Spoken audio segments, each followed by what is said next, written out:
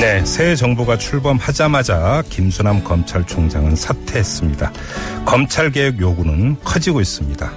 이런 와중에 국정농단 수사의 책임자인 이영렬 서울중앙지검장이 안택은 법무부 검찰국장과 저녁 식사를 겸한 술자리를 가졌다고 합니다. 이 자리에는 수사팀 관계자, 그다음에 법무부 관계자 여러 명도 함께 했다고 하는데요. 50만 원에서 100만 원이 든 금일봉도 오갔다고 합니다. 이거 도대체 어떻게 봐야 되는 걸까요? 자, 검사 출신이죠. 국민의당의 이용주 의원 연결해서 얘기 들어보겠습니다. 여보세요. 예, 안녕하십니까. 국민의당 이용주 의원입니다. 네, 안녕하세요, 의원님. 총평부터 부탁드릴게요. 이거 부적절한 만남입니까? 어떻게 봐야 되는 겁니까? 예, 당시 그 전후해서 수사를 한쪽에서는 하고 수사를 한쪽에서 받는 그런 관계라고 한다면은, 네. 통상적으로 그런 만남 자리가 있어 왔기는 하나, 당시 시점으로서는 좀 적절치 않다고 생각을 합니다. 이게 이제 그 검찰이나 법무부 쪽에서는 그 수사가 마무리되고 난 뒤 그러니까 4일 뒤에 이루어진 거기 때문에 그 수사하고 직접적인 상관성은 없다. 이런 취지로 지금 항변을 하고 있는 것 같은데요.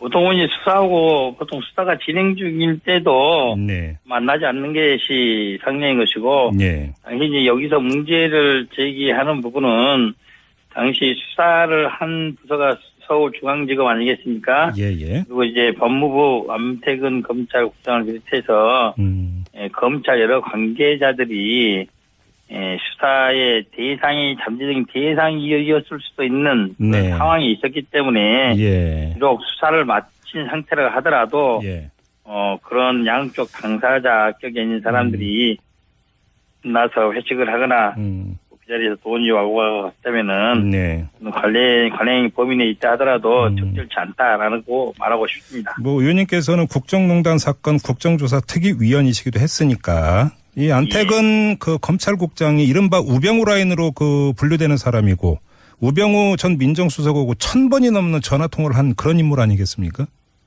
그렇습니다. 전화를 1000번을 했다는 것 그 자체도 비록 짧은 시간 비교적 단기간 내에 그와 같이 여러 차례 통화를 했다는 것도 그 횟수에 비춰보면은 적절하지 않은 것도 보입니다. 그런데 당시 그 특별수사본부에서는 이 안택은 국장에 대해서는 거의 조사를 안 한 것 아니었습니까? 지금까지 드러난 것을 본다면은 거의 조사가 이루어지지 않았다고 볼 수밖에 없습니다. 자, 그러면 우병우 라인으로 꼽히는 인물이고 무려 1000번이 넘게 통화를 했던 당사자인데 조사도 제대로 하지 않은 상태에서 수사가 끝나자마자 술자리를 가졌다. 이렇게 지금 연결해서 본다면 이거는 지금 어떻게 해석을 해야 되는 겁니까? 그냥 일상적인 만남이라고 볼 수는 없잖아요.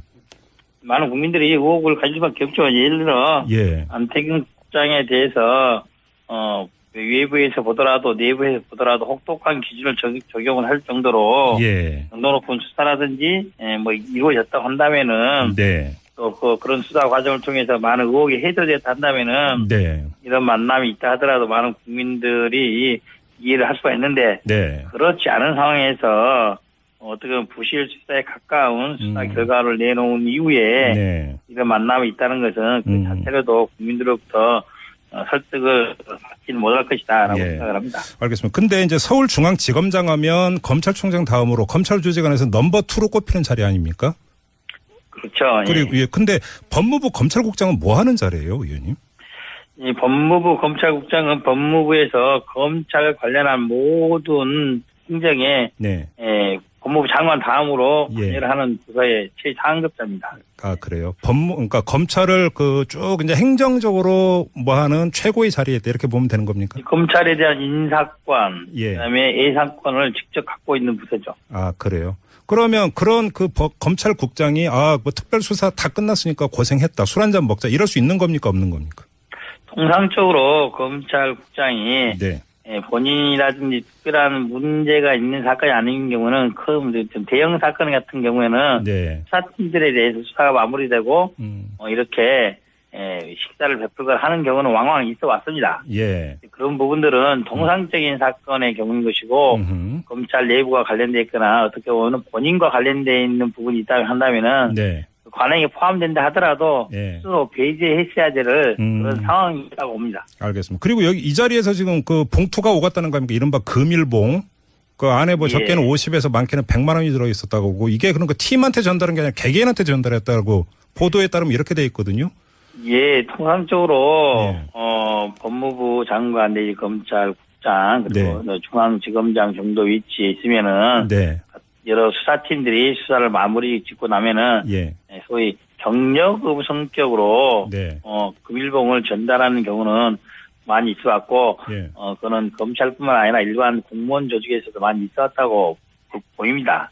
그래요? 하지만 이제 이번 경우에 있어서는 네. 중앙지검장이 수사의 책임자이고 네. 검찰 전체에 대해서 네. 제대로 수사를 하지 못하지 않았느냐 하는 직권남용 그 직무유기에 대한 수사가 이루어졌기 때문에 예. 이런 상황까지 파악을 한다면은 예. 제대로 이와 같은 모임 자체가 마련되지 않았던 게 낫지 않았나라는 생각을 합니다. 제가 그럼 좀 다시 각색을 해서 질문을 드리겠는데요. 마땅히 검찰 특별수사본부의 수사를 받았어야 되는 당사자가 수사를 피한 다음에 자기에 대해서 수사를 하지 않은 사람들한테 금일봉을 전달했다면 이건 누가 봐도 부적절하다고 볼 수 있는 것 아닙니까?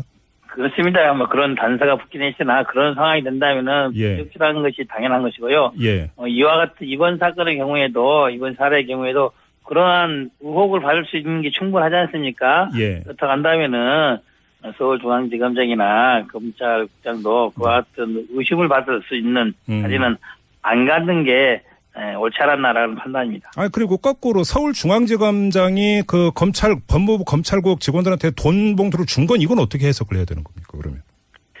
통상적으로 이제 검찰국이 이런 대형 수사를 하게 되면은 수사팀 관계자, 수사부서에 있는 검사들도 고생을 많이 하지만은, 네. 오 라인에 있는 검찰국에 있는 간부들, 또 검찰국에 있는 검사들도 많은 고생을 같이 할 수밖에 없는 그런 입장입니다. 예. 그런 입장이라고 보시면 될 겁니다. 근데 이 돈의 출처는 뭐예요? 이게 이른바 그 서울중앙지검장 판공비 이런 겁니까? 네, 통상적으로 판공이라고 보시면 판공비라고 일컬어지는 금액에 포함되어 있는 금액이라고 보시면 됩니다. 그래요? 김명란법에 안 걸립니까?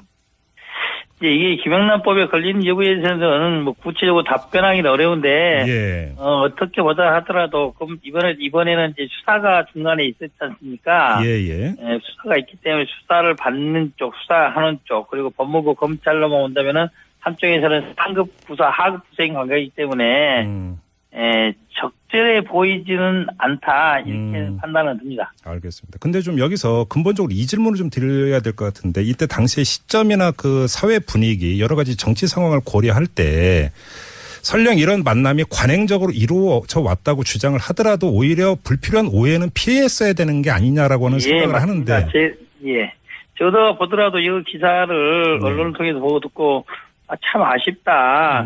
검찰이 여러 가지 국민으로부터 신뢰를 잃어가고 있는데 이러한 상황에 대한 판단조차 제대로 못하고 있는 분들이 검찰국장 그리고 서울중앙지검장을 하고 있다는 것을 만천에 알려준 꼴 아니겠습니까? 그렇죠. 누가 보더라도 이런 통상적으로 이루어졌던 관행이 있다 하더라도 지금의 시점 특히 박근혜 전 대통령이라든지 우병우 전 수석을 불구속 기소한 그 상태인지 불과 나흘 정도 지난 시점에서 이런 모임을 했다는 것은 국민으로서는 납득하기 어렵다고 봅니다. 바로 그 점 때문에 제가 이 질문을 좀 드리고 싶은데요. 지금 밖에서는 검찰개혁을 이야기를 많이 하고 있지 않습니까? 근데 진짜 그렇습니다. 검찰 조직 내부에서 이에 대한 민감도라고 할까요? 감수성이라고 할까요? 내지 필요성이라고 할까요? 이런 거 정말 느끼고 있는 겁니까? 검찰 내부에서도 어느 정도의 개선을 바라는지 모르겠으나 검찰 내부 이들에서는 어렵다라는 의견들이 일선 검사들에 있어서 여러 차례 제기되고 있습니다. 그래요? 알겠습니다. 아무튼 근데 김수남 검찰총장이 사퇴를 한 상태에서 이제 후임 검찰총장 인사가 있게 될 텐데요. 지금 검찰 조직 안에서 넘버2로 꼽히는 서울중앙지검장이 이런 문제에 지금 휘말렸다면 후임 인사가 상당히 복잡해진다 이렇게 읽어도 되는 걸까요, 의원님? 그렇다고 봐야겠죠. 지금 이제 검찰총장이, 임기재 총장이 사퇴를 하는 경우를 한다면은, 그 와중에 관여되어 있던 여러 가지 검찰 고위 간부들도 일반의 책임이 있을 수밖에 없지 않겠습니까? 네네. 물론 이제 검찰총장이 항상 검찰 내부에서 나왔던 건 아니지만은 네. 외부도 올 수 있는 가능성이 높지 않나 하는 판단입니다. 가능성 말고 그럼 의원님은 외부에서 오는 게 더 좋다고 보세요? 지금처럼 국민적 관심사가 검찰 개혁에 대해서 네. 많은 요구를 하고 있다고 한다면은 네. 검찰 내부에 있는 분이 검찰총장이 되어서는 그러한 욕구를 수용시키기는 사실상 어렵다. 그렇게 보시고요. 긴 시간이 될지 어느 정도 시간이 될지는 모르겠으나 문재인 대통령, 문재인 정부의 첫 번째 검찰총장은 외부인이 임명되는 것이 현재로서는 불가피한 상황이 아닌가라는 그런 생각을 합니다. 법무부 장관은요? 법무부 장관은 검찰 출신 있고 법원 출신 있고 예. 한간에 나온 것처럼 비법조인일 수도 있다고 봅니다. 네. 이제 법무부 장관은 지금까지 주로 검찰 출신들이 많이 해왔었는데 네. 그런 것을 좀 불식시켜서 법무부 개혁 그리고 검찰의 개혁을 위해서도 비검찰 어떻게 보면 또 한간에 나도는 것처럼 비법조인 즉 일반인으로 업무행정 전반을 볼 수 있는 기회를 갖는 것도 네. 좋은 시도일 수 있다 이렇게 봅니다. 알겠습니다.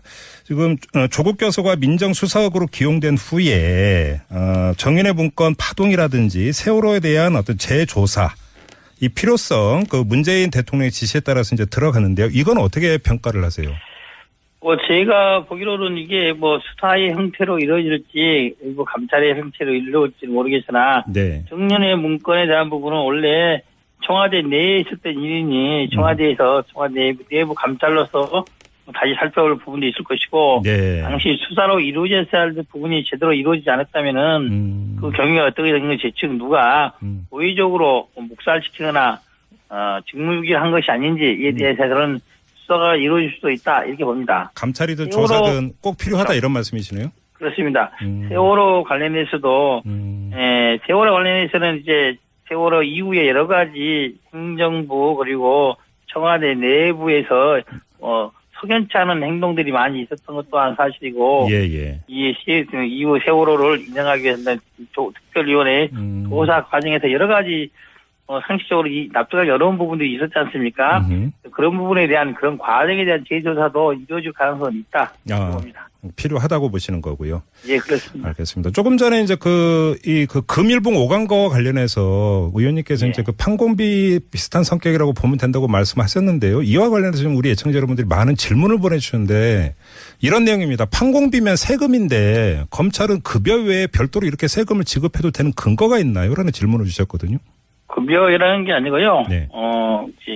소위 기관 운영비라고 하죠. 기관 운영비. 예. 국가 기관에서 그 기관을 운영하기 위해서 내부에 있는 직원들에게 대한 격려금이라든지 이런 것들은 일정 부분 편성이 돼서 지급이 되고 있는 게 사실이고 그런 필요성도 있다고 보여집니다. 알겠습니다. 자, 말씀 여기까지 드릴게요. 고맙습니다, 의원님. 예, 감사합니다. 네, 지금까지 국민의당의 이용주 의원이었습니다. 통상적으로 그런 만남 자리가 있어 왔긴 하나 당시 시점으로서는 좀 적절치 않다라고 생각을 합니다. 이게 이제 그 검찰이나 법무부 쪽에서는 그 수사가 마무리되고 난 뒤 4일 뒤에 이루어진 거기 때문에 그 수사하고 직접적인 상관성은 없다 이런 취지로 지금 항변을 하고 있는 것 같은데요.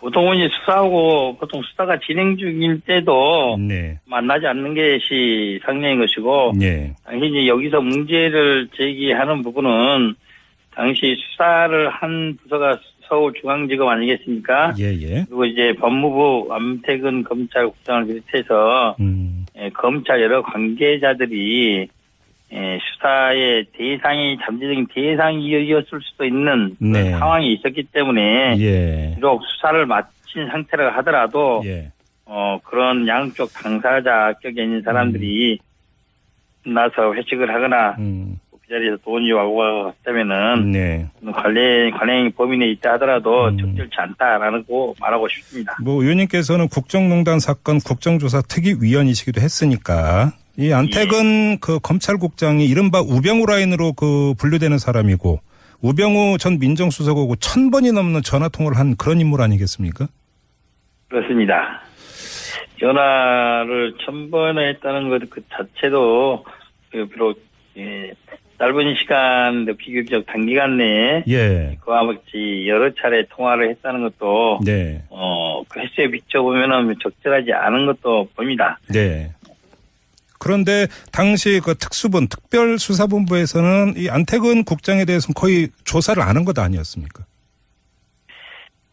지금까지 드러난 것을 본다면은 거의 조사가 이루어지지 않았다고 볼 수밖에 없습니다. 자, 그러면 우병우 라인으로 꼽히는 인물이고 무려 1000번이 넘게 통화를 했던 당사자인데 조사도 제대로 하지 않은 상태에서 수사가 끝나자마자 술자리를 가졌다. 이렇게 지금 연결해서 본다면 이거는 지금 어떻게 해석을 해야 되는 겁니까? 그냥 일상적인 만남이라고 볼 수는 없잖아요.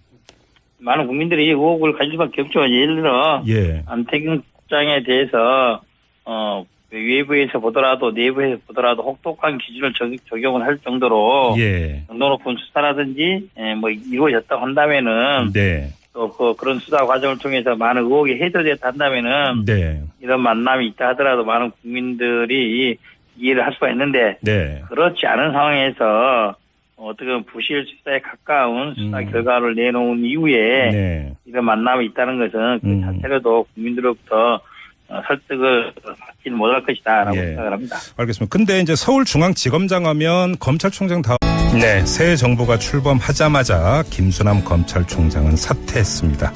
검찰개혁 요구는 커지고 있습니다. 이런 와중에 국정농단 수사의 책임자인 이영렬 서울중앙지검장이 안태근 법무부 검찰국장과 저녁 식사를 겸한 술자리를 가졌다고 합니다. 이 자리에는 수사팀 관계자, 그다음에 법무부 관계자 여러 명도 함께 했다고 하는데요. 50만 원에서 100만 원이 든 금일봉도 오갔다고 합니다. 이거 도대체 어떻게 봐야 되는 걸까요?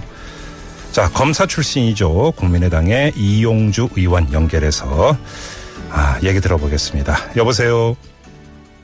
예, 안녕하십니까. 국민의당 이용주 의원입니다. 네, 안녕하세요, 의원님. 총평부터 부탁드릴게요. 이거 부적절한 만남입니까? 어떻게 봐야 되는 겁니까?